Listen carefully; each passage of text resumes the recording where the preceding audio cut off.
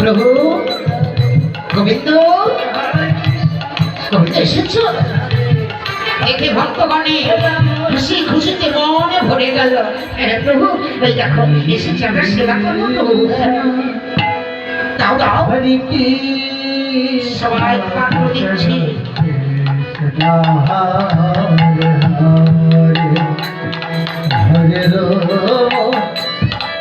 হরে রাম হরে কৃষ্ণ হরে কৃষ্ণ হরিবল হরিবল হরে হরে হরে রাম রাম হরে হরে কৃষ্ণ হরে কৃষ্ণ কৃষ্ণ কৃষ্ণ হরে হরে হরে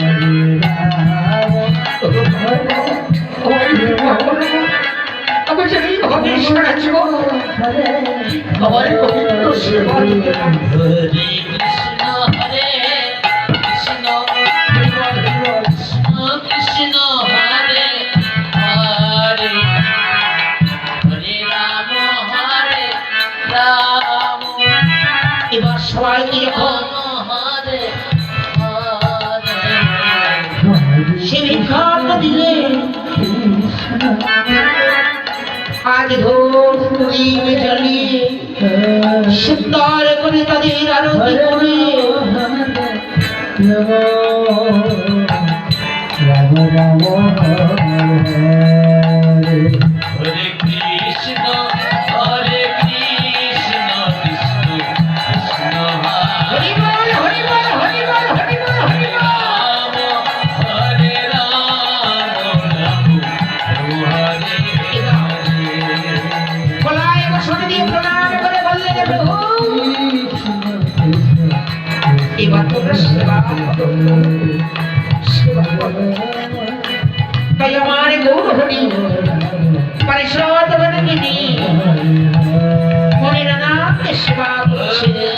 কৃষ্ণ এক মাসে বসে তার অঞ্চলের বাতাস করছেন তার বদনে হরিবল হরিবল।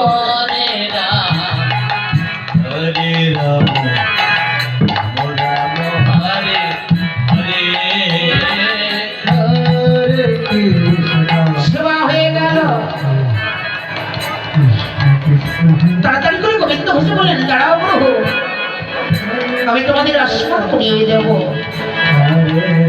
তাই আজ গোবিন্দ ঘোষ তাদের আশ্রমণে করিয়ে দিচ্ছে। যখন আশ্রমণ করিয়ে দিল আমার মহাপ্রভু বললেন ভক্তগণ এবার তো তোমরা শান্তি পেয়েছ, হ্যাঁ প্রভু এবার আমরা যেতে পারবো। তাহলে হরে এসো এসো ভক্তগণ এসো এসো। কিন্তু এমন সময় বললেন গোবিন্দ দাঁড়াও প্রভু আসছি। হরে হরে হরে রাম রাম হরে আচ্ছা গোবিন্দ ঘোষ হরে কৃষ্ণ তুমি তো সেবা দিলে ওই বংশটি দিলে না। এই রে, আমি ভুলে গেছি প্রভু। দাঁড়া দাঁড়া দাঁড়া দিচ্ছি তাড়াতাড়ি করে তার ঝোলার ভেতরে ছিল উনি যখন না করে বেঁধে রেখেছিলেন বললেন এই প্রভু এই নাও প্রভু আমার মহাপ্রভু। সেই বংশটি হাতে নিয়ে বড় চিন্তায় পড়ে গেল। আশ্চর্য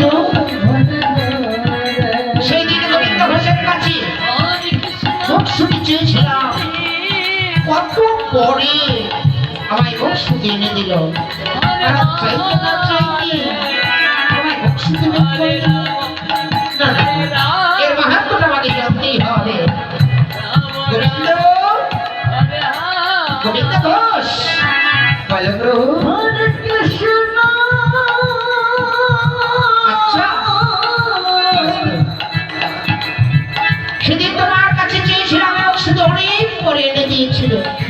আর আজ চাইতে না চাইতেই তুমি আমায় মুখশ্রুতি দিলে।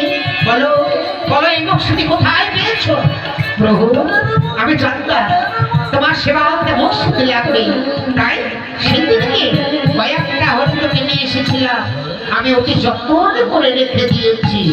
গোবিন্দ! আমি আগেই তোমায় বলেছিলাম আমি গোবিন্দ ঘোষ যে তুমি এই পথ গ্রহণ করতে পারো না। আমি তোমাকে জিজ্ঞাসা করেছিলাম সন্ন্যাস কাকে বলে, তুমি বলেছিলে ত্যাগই হলো সন্ন্যাস। এই তুমি ত্যাগী।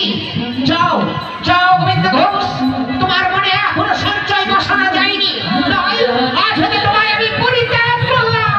মহাপ্রভু! হরে কৃষ্ণ তুমি আমার ছেড়ে যেও না।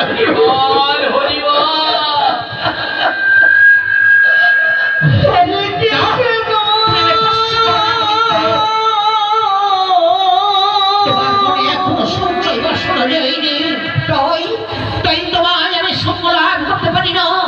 আজ তোমায় আমি সঙ্গ থেকে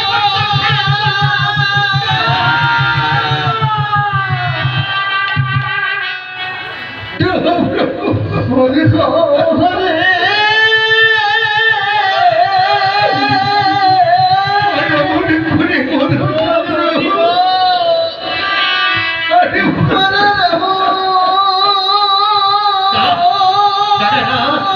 তুমি তুমি মায়া করতে দেখি আমায় ভোলাতে পারবে না গোবিন্দ ঘোষ।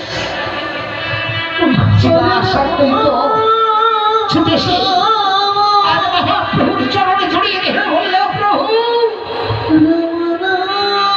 তোকে তুমি ক্ষমা করো, তোকে তুমি ক্ষমা করে দাও। না না না, আমি ক্ষমা করতে পারি না।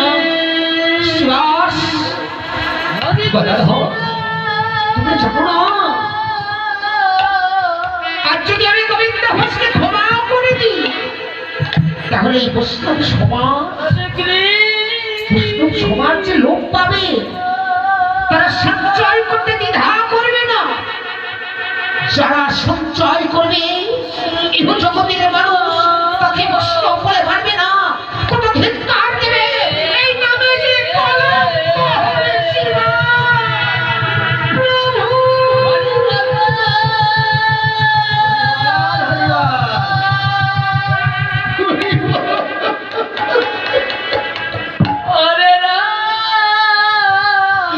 এই যে আমি তাকে ক্ষমা করতে পারলাম না সুভাষ। প্রভু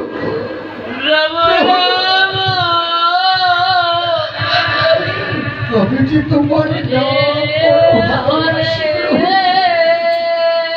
গোবিন্দ ঘোষ ভাবছে,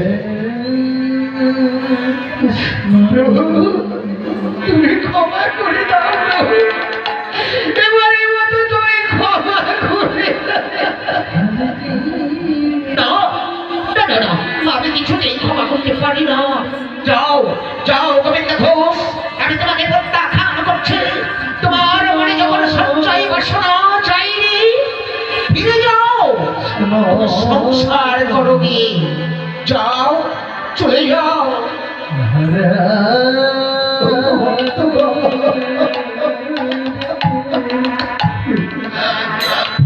হরি গৌর হরি। গোবিন্দ ঘোষকে চোখে নিয়ে কাঁদছে ভক্তগণ। একটি ভক্ত পেলাম, তাও তোমায় কাছে ছেড়ে যেতে হবে গোবিন্দ ঘোষ।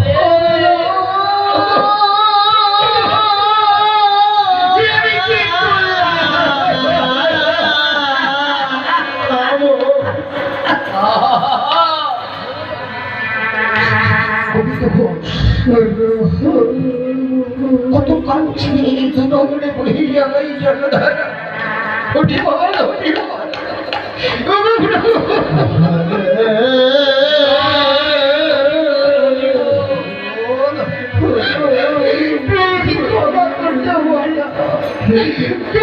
সবাই ভক্ত হরে কি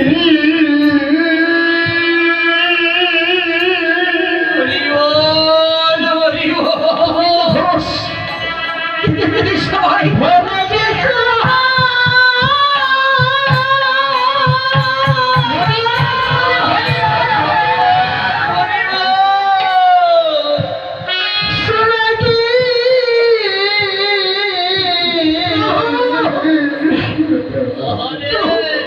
এবার তো ক্ষমা করে দাও প্রভু।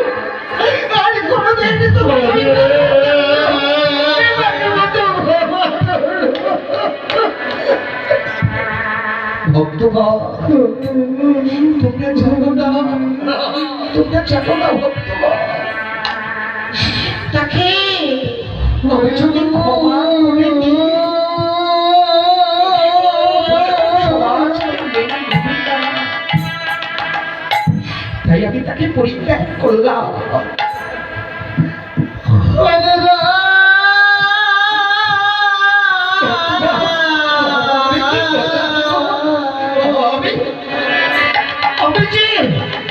আমি যে আমার এই গোবর হরে সুখ দেখতে গিয়েছিলাম, সুখ দেখতে গিয়ে কি কিনলাম? আমি কিনলাম এই বুক ভরা হাহাকার কান্না।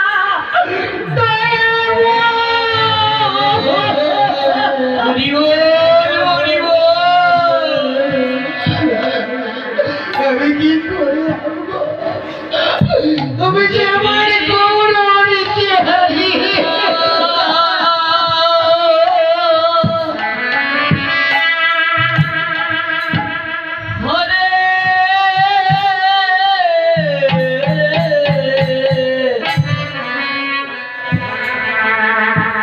গোবিন্দ ঘোষ কেঁদে কেঁদে নয়ন জলে মুখ ভাসিয়ে বললে, প্রভু, আমি চলে যাচ্ছি প্রভু, আমি চলে যাচ্ছি। তুমি তুমি আমার একটি কথা শুনে রাখো প্রভু, যদি যদি তোমায় আমি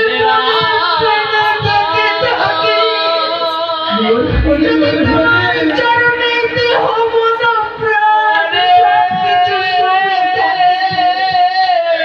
একদিনের জন্য হলে তোমাকে আমার কাছে আসতে হবে প্রভু, তোমাকে আমার কাছে আসতে হবে হবে হবে।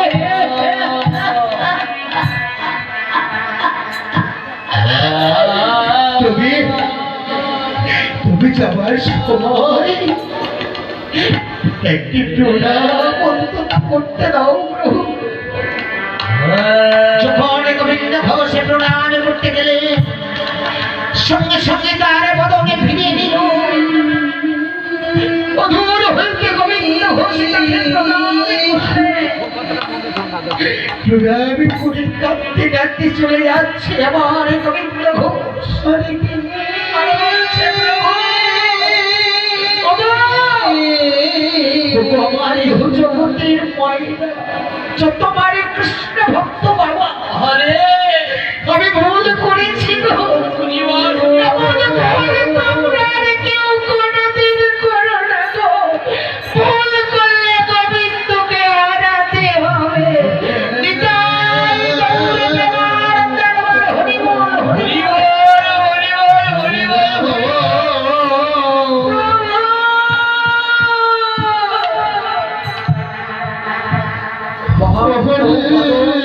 কাঁদছে, তার দুনয়নে বহিয়া এই জলধারা। শিবাস শিবাস ছুটে গিয়ে বদন পানে চেয়ে দেখছে, দেখি প্রভু, তুমি কাঁদছ, তোমার চোখে জল, তুমিও কাঁদছ।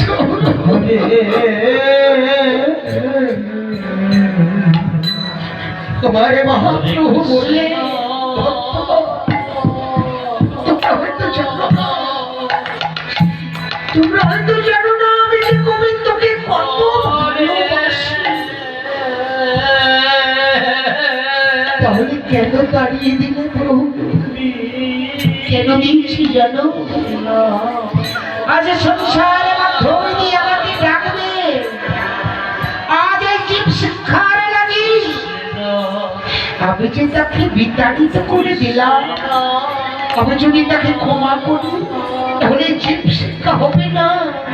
তাই তো সংসার মাধ্যমে দিয়ে আমাকে ডাকলে পাবে, তাই ডাকতে কেউ ভুলো না। নিতাই গৌর, হরি বল, হরি বল।